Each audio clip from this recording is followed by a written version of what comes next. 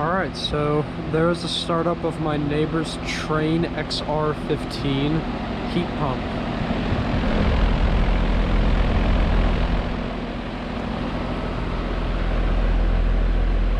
This unit only took a couple of seconds to turn on actually, so that's pretty convenient, especially given how hot it is out here.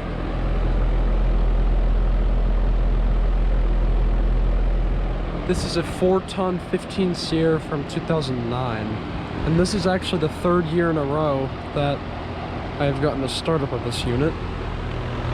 It took me a little bit to get to the line there, but it is very cold.